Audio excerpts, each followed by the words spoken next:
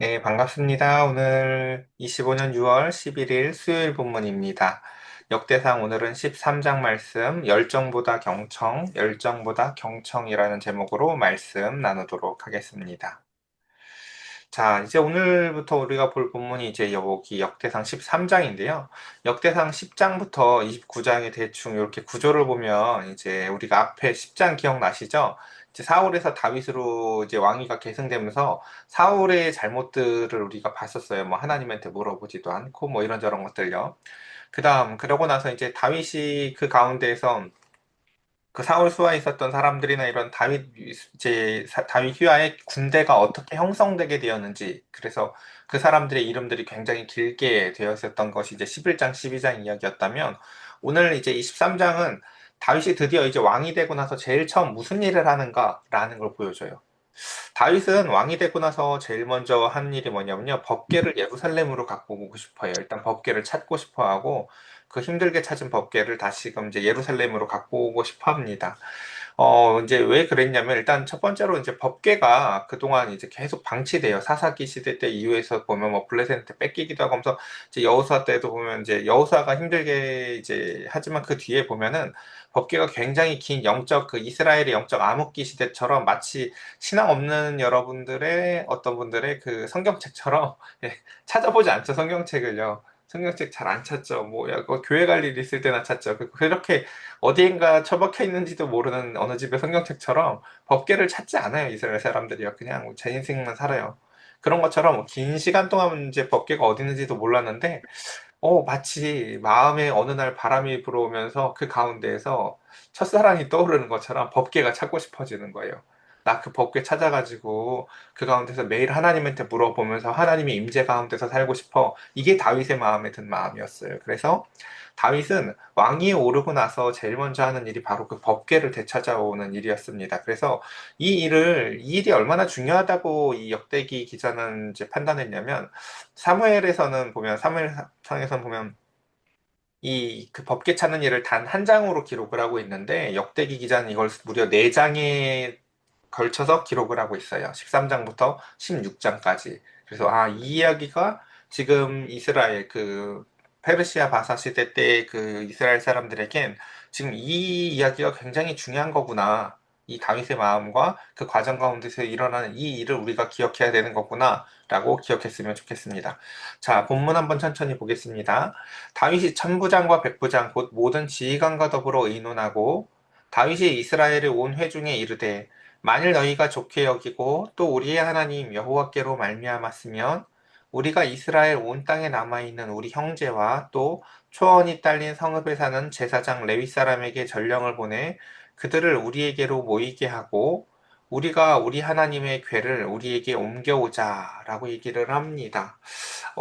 그래요. 그러니까 다윗의 마음은 이런 거였죠. 3절에 보면 우리가 우리 하나님의 궤를 우리에게 옮겨오자. 사울의 때에는 우리가 궤 앞에서 묻지 아니하였느니라 라고 얘기를 하죠. 우린 이 앞에서 봤죠. 사울의 패망의 원인이 세 가지였는데 그 중에 세 번째가 바로 이거였죠. 하나님께 사울은 뭘 물어볼 필요를 못 느꼈어요. 인생을 살면서 그 가운데서 자신한테 무엇이 있기 때문에. 그래요. 사람은 다 직관이 있죠, 우리. 다 느낌이 있어.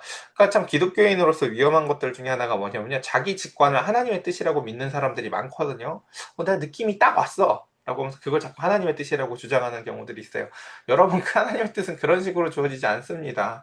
신중하고 하나님 앞에 물으면서 자신의 마음을 다 내어놓아야 돼요.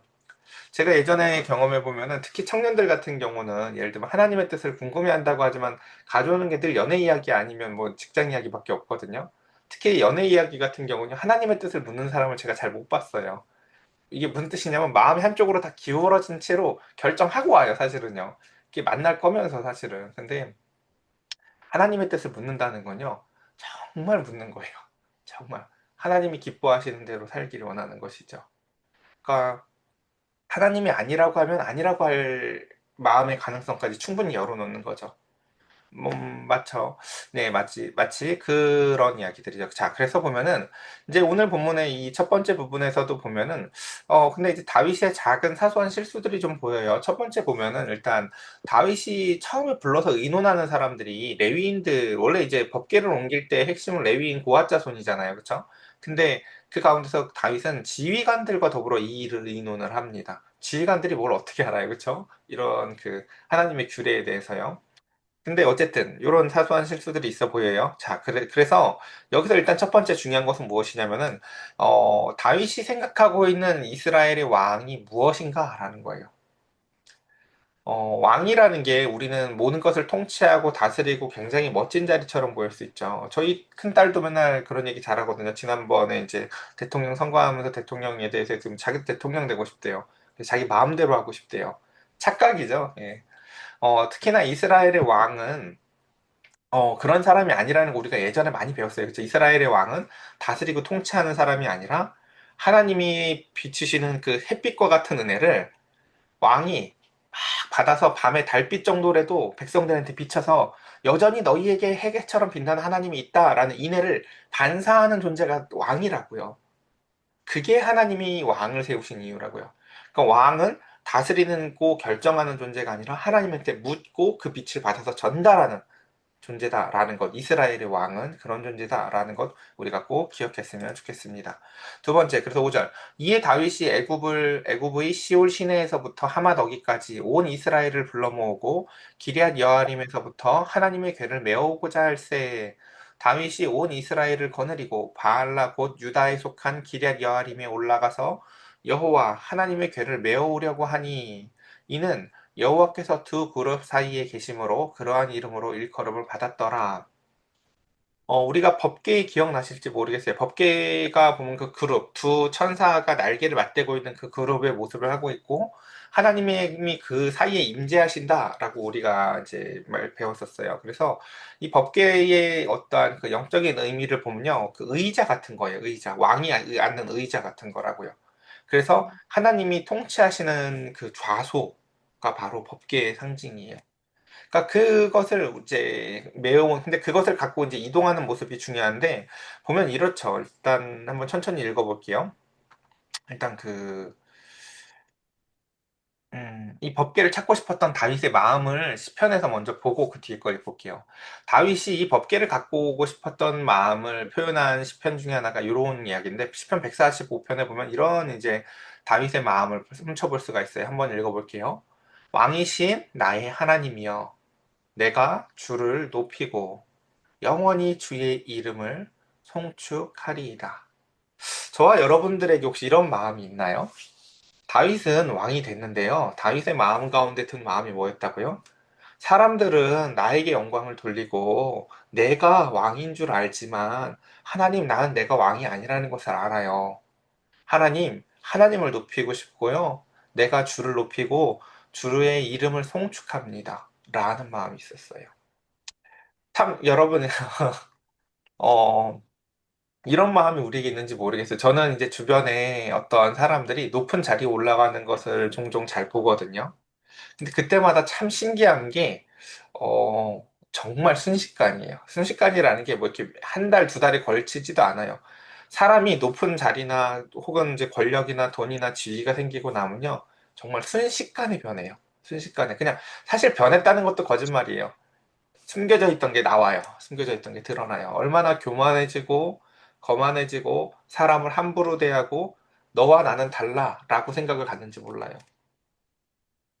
근데 다윗은 놀랍게도 왕위에 오르고 나서 제일 먼저 하고 싶었던 게 뭐였다고요? 하나님이 왕이심을 내 마음속에 있는 사랑을 그것을 드러내고 싶어 합니다. 그래서 보면은 하나 더 볼게요. 다윗이 이 일을 위해서 이제 그 법궤를 찾는데 그 법궤를 찾기 위해서 다윗이 얼마나 열망이 강렬했냐면 시편 132편에 보면 내가 내 장막집에 들어가지 아니하며 내 침상에 오르지 아니하고 내 눈으로 잠들게 하지 아니하며 내 눈꺼풀로 졸게 하지 아니하기를 여호와의 처소 곧 야곱의 전능자의 성막을 발견하기까지 하리라 라고 얘기를 하죠. 그러니까 이게 안 보이는 거예요. 아까 제가 이걸 그래서 그렇게 얘기 드렸죠. 그 오랜 그 신앙생활을 내내 버려놓고 자기 멋대로 살던 사람이 그 가운데서 이제 성경책이 그래서 어디 있는지 모르던 어느 집에서 어느 날 이제 그 성경책을 찾겠다고 막 달려 찾기 시작하라는 거죠. 음. 그 소중성을 이제야 기억하는 것이에요. 그리고 이제야 하나님한테 그것을 묻고 살고 싶어지는 것이에요. 이 즐거움과 기쁨을 어떻게 설명할 수 있을지 저도 잘 모르겠는데, 다윗은 그래서 그 언약궤를 찾기에 굉장히 많은 열정을 쏟아붓고, 그것을 찾기 전까지는 자기가 자지도 않고 뭐, 이렇게, 뭐, 이렇게 하겠다라고 하는 것들을 볼 수가 있죠. 그것을 찾기에 이렇게 다윗이 애를 쓰고 노력을 하는데, 이게 이제 중요한 그 법궤를 옮기는 모습이에요. 보면은 다윗한테 이제 우리가 뭐 누구를 평가하는데 완전한 사람은 없지만 다윗에게 있어서 참 이렇게 훌륭한 점도 많지만 아쉬운 점들이 몇 가지가 있는데 보면은 이제 이 언약궤 일단 참 보세요. 이 법궤를 옮기는 모습을 보시면 알겠지만 하나님이 이 법궤는 놀랍게도 그냥 너희가 알아서 지어가 아니라 하나하나의 양식을 하나님이 모세에게 다 가르쳐 주셨죠. 기억나시죠? 마치 천사에 있는 어떠한 아니, 그 천상에 있는 어떠한 모형의 정확한 그것을 본따서 하나님께서 알려주시는 거였다고요. 그러니까 이것은 있는 그대로 하는 게 굉장히 중요해요. 여러분들 그 별것도 아니지만 지금 제 옆에 컴퓨터가 있고 에어컨이 있고 한데 저 안에 뜯어서 그 안에 있는 반도체 칩들을 보세요. 뭐 하나 마음대로 만든 게 없을 거예요. 0.1mm의 오차도 없이 정확하게 그 자리에 그것을 놓는 게 얼마나 중요한지 몰라요. 자, 법계도 마찬가지예요. 저 법계에 보면 위에 이제 그룹의 모습이 있고 그 그룹이 있는 그 법계가 바로 하나님이 앉으신 왕의 좌소라고 얘기를 드렸어요. 그리고 그것을 참 이게 여러분 이 모양이 어떻게 보이는지 모르겠어요.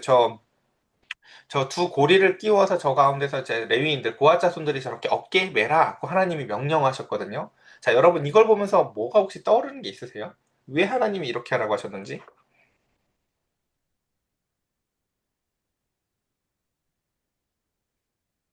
뭐랑 닮지 않았어요? 네. 그쵸. 그 왕의 행렬도들 조선시대 때나 뭐 그전 이세 때도 보면요. 이제 왕의 행렬에 보면 그 가마의 모습이랑 굉장히 유사해요. 보면요. 그러니까 하나님의 좌소가 법궤인데 그 가운데서 그 하나님이 이동형으로 그 법궤를 만드셨잖아요. 저게 하나님의 집이기도 하지만 하나님이 그 하나님이 하나님의 집을 만드는 양식을 가르쳐 주시면서 그 집의 핵심이 뭐냐면 이동성이에요. 나는 너네들이랑 함께 다니는 게 제일 중요해라는 거예요.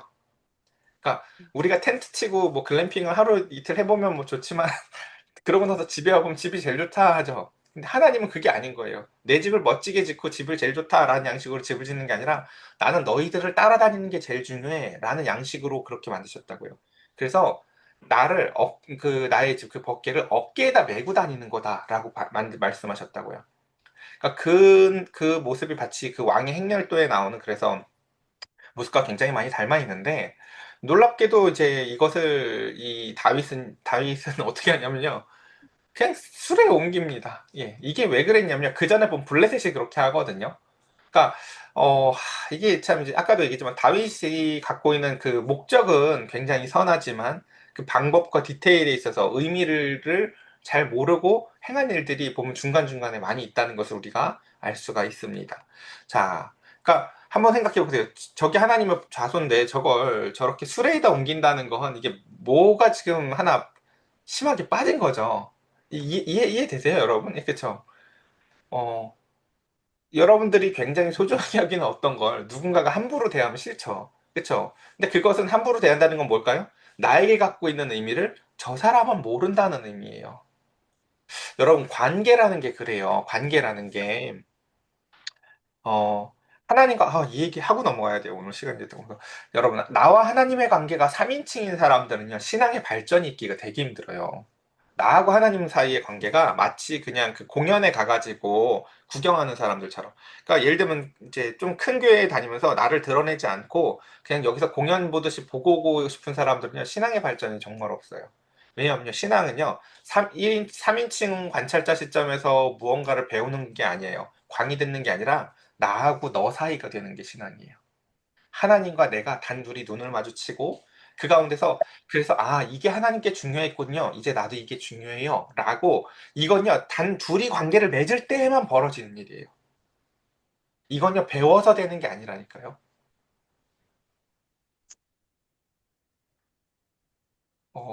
지금 이스라엘은 굉장히 긴 시간 영적 암흑기를 보내면서요. 일단 다윗이 이걸 찾았다는 것도 놀라운 거죠. 다윗이 이걸 찾기 시작했다는 것도 놀라운 거긴 하지만 그 가운데서 이것의 의미를 그래서 다윗도 정확히 몰라요. 보면요. 이것을 옮겨오는 것이 얼마나 두렵고 떨리는 일이고 귀한 일인지. 그래서 보면 다시 본문을 좀 뒤에 읽어볼게요. 그래서 7절. 하나님의 궤를 새 수레에 싣고 아비나답의 집에서 나오는데 우사와 아이오는 수레를 몰았다라고 얘기를 하죠. 그러니까 그래요. 이게 우리가 그래요. 이게 무언가 이제 이런 게 참 어려운 것 같아요. 어떤 일이 중요한지 안 중요한지 그 판단을 사람들은 다 누구를 통해서 하냐면요. 왕이나 목회자, 이렇게 항상 대표자가 되는 사람들의 모습을 통해서 그것을 결정한다고. 제가 한 1, 2주 전에 그런 말씀을 드린 적 있죠. 교회에 예를 들어서 헐벗고 가난한 사람이 들어왔을 때에 그 사람을 대할 태도가 목사가 그 사람 어떻게 대하냐에 따라서 성도들도 그 사람을 대한다고요. 목회자가 그런 사람이 들어왔을 때 무시하고 못 본 척하고 하면 성도들도 눈치껏 저 구석에다가 국수 하나 갖다 주고 만다고요. 근데 목사가 그 사람을 최선을 다해서 대하는데 성도들이 함부로 그 사람 절대 대하지 못해요. 마찬가지예요. 그러니까 그래서 여러분들 부모님들의 신앙이 왜 중요한지 아시겠어요? 예배 끝나고 집에 가서의 모습이 개판인 걸 애들이 보면요. 애들도 똑같이 하나님을 그렇게 생각해요. 아, 교회에서만이구나 신앙생활은 이라고요.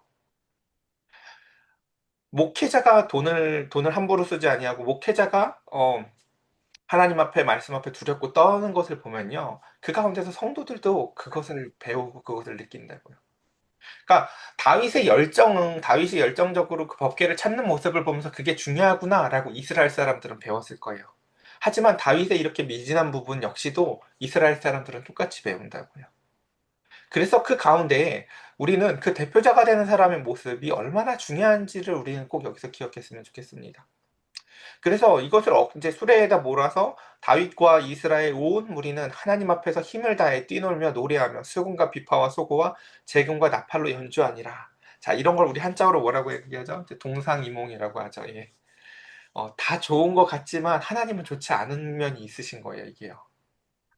너는 지금 나를 찾아왔다고 좋아하지만 네가 나를 이렇게 대하는 건 아닌데라는 걸 하나님은 말씀하고 싶으신 거죠. 어, 제가 지금도 기억이 나요. 연애 초에 제가 고등학교 때 이제 남중 남고를 나와가지고 늘 남자 아이들이랑만 다니는데 진짜 친한 친구들 오랜만에 만난 그 진짜 친한 친구들이라고요. 너무너무 친하고 좋다는 표현을 늘 뭘로 했냐면요. 그 발끝으로 엉덩이를 차는 걸로 했어요. 야, 이 자식아! 하면서 발끝으로 팍 엉덩이를 차요. 그럼 이게 남자아이들끼리는 이게 엄청 친한 그 친근감 표시거든요. 제가 이걸요, 저희 집사람이랑 하고 싶은 거예요. 지선아, 내가 우리 친구들하고는 진짜 늘 친근감의 표현을 이렇게 했거든 하면서 그게 뭔데? 하고 했더니 물어봐요. 그래서 제가 한번 해봐도 돼? 그때 된대요. 알았어 하고 제가 제 집사람 엉덩이를 발로 팡 찼어요. 그래서 이게 내가 진짜 친한 친구들이랑 하는 이제 인사법이야라고 제 집사람한테 알려줬는데 제 집사람 표정이 어땠을까요, 여러분? 네, 죽을래? 이런 표정이었어요. 이게 무슨 인사니에요? 그렇죠? 이게 그러니까 저희 그 중고등학교 때 친구들은 좀 욕도 조금 하고 하면서 이게 뭐예요?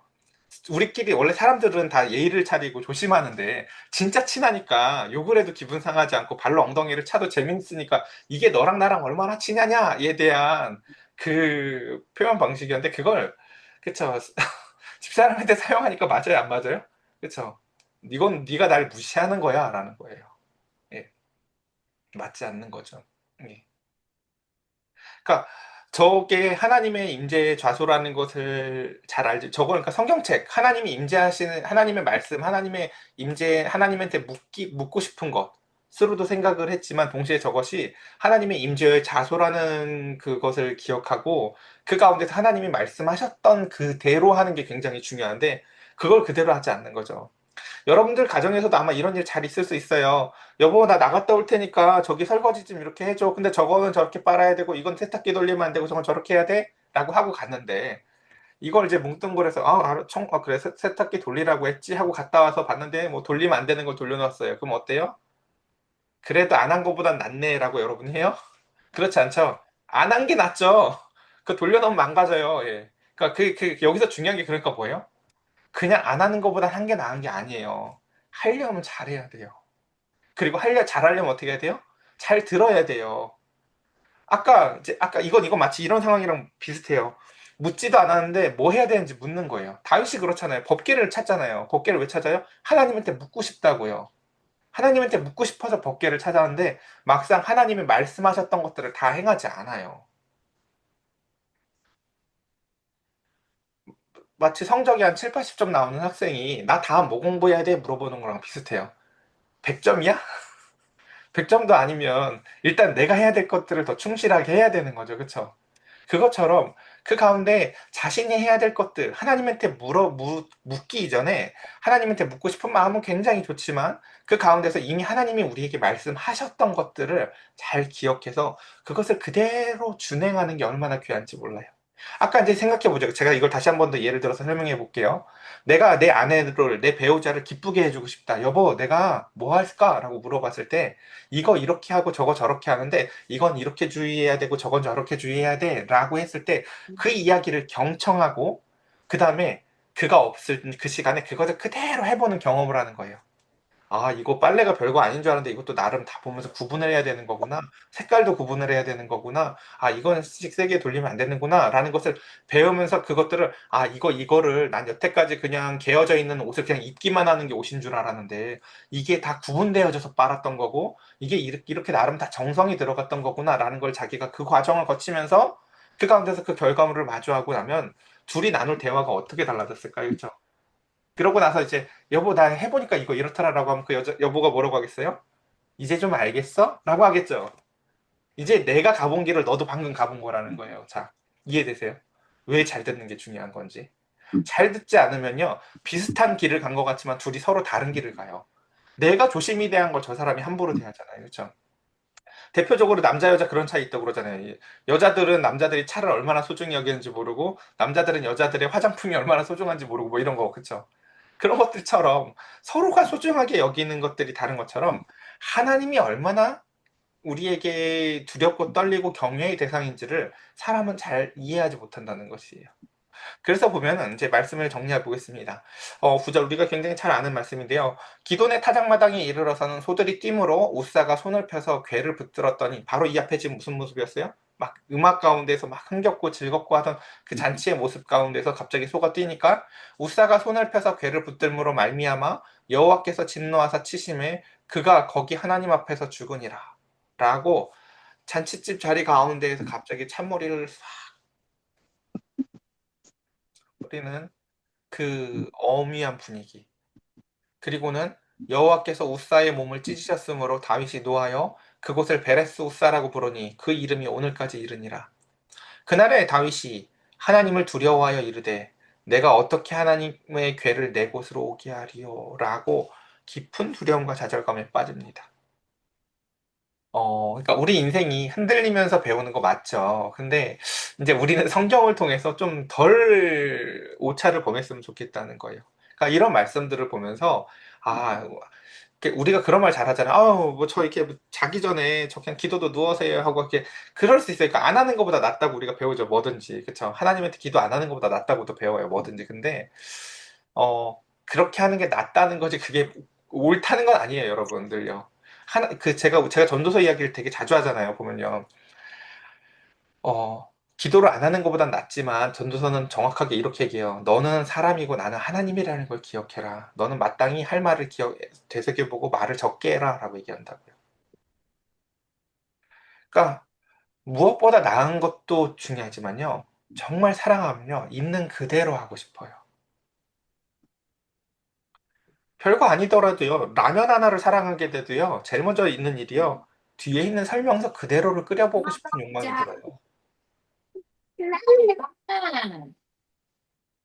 그것처럼 그 가운데서 그러니까 저는 이제 그런 마음들이 참 소중한 것 같아요. 내가 라면을 만든 이 사람들이 뒤에 설명서에 해놓은 그대로 해보고 싶은 마음. 요리를 무시하지 말고 그까지 라면 이렇게나 저렇게나 다 맛있지 뭐 라고 하면서 대충 하고 싶은 마음이 어느 날 사라지고 그대로 하고 싶은 마음처럼 하나님이 우리에게 무언가를 말씀하셨을 때 정말 말씀하신 그대로 해드리고 싶다. 정말 그대로 해보고 싶다. 라는 그 참되게 사랑하는 마음이 우리에게 임했으면 좋겠습니다. 마지막 절입니다. 그래서 다윗이 궤를 옮겨 자기가 있는 다윗성으로 메어들이지 못하고 그 대신 가드 사람 오베데돔의 집으로 메어가니라.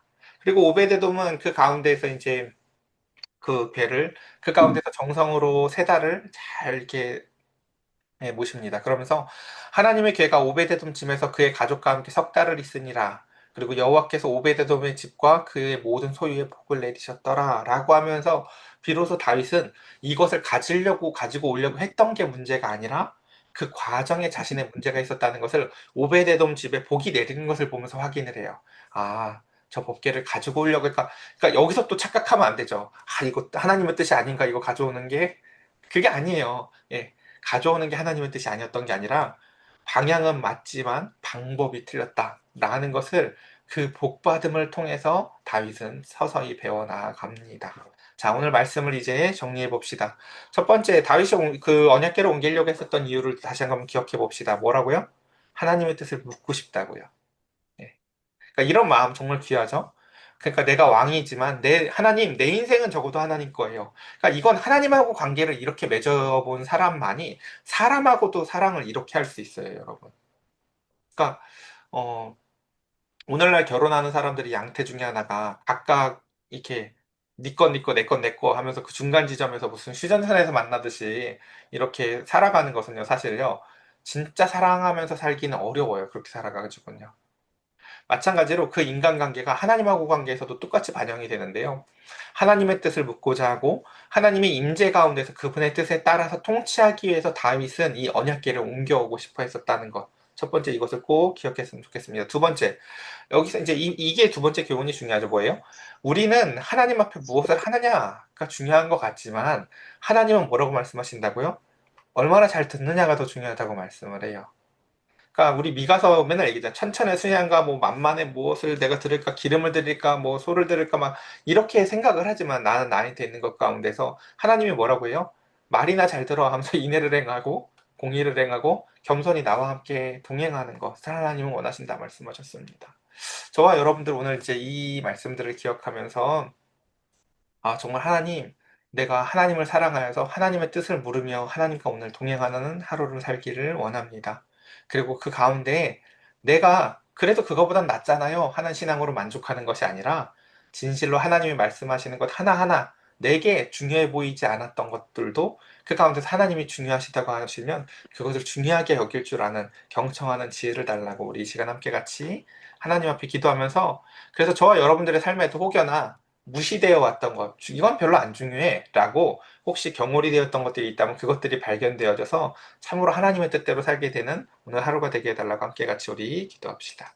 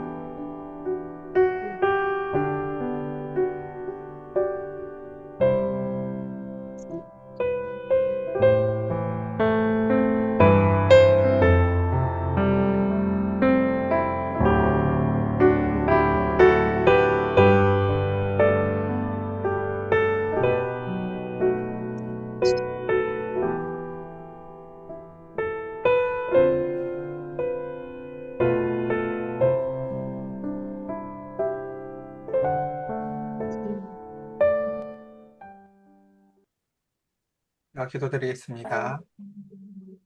하나님, 오늘 우리는 그 다윗이 왕이 되어 제일 먼저 가졌던 마음을 살펴보았습니다. 다윗은 자신이 왕이 되었어도 내가 왕이 아님을 압니다. 그리고 하나님을 나의 하나님, 내가 주를 높이고 주의 이름을 송축한다고, 주를 사랑한다고, 주님이 왕이심을 안다고 고백하며 그 법궤를 찾고 그것을 그 예루살렘 땅으로 가져오길 원합니다. 그러나 다윗의 마음에 있었던 선한 열정 너머에 하나님은 말씀하십니다. 얘야, 그거 그렇게 하는 거 아니야. 네가 그렇게 하면 저 백성들이 나를 어떻게 생각하겠니?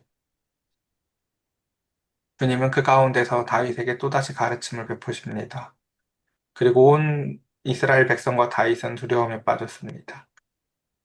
하나님, 우리의 삶에 하나님께 묻고 싶은 열정을 더하여 하나님께 잘 듣고 말씀대로 살고는 선한 은혜를 더하여 주시사 하나님의 하나님 되시는 삶을 되게 하여 주시옵소서. 우리 사랑하는 성도들, 그 가운데서 오베데돔의 집에 복이 내렸던 것과 같이 하나님의 가정들 가운데 주님의 말씀의 뜻대로 살아가는 은혜 가운데 복이 임함을 우리가 서로 경험하고 누리고 나누는 삶 될 수 있도록 은혜를 더하여 주시옵소서. 우리 사랑하는 성도들 오늘도 하나님과 함께 동행하는 삶 살게 하여 주시옵소서. 우리 주 예수 그리스도의 이름으로 기도드렸사옵나이다. 아멘. 아멘. 사랑, 아멘.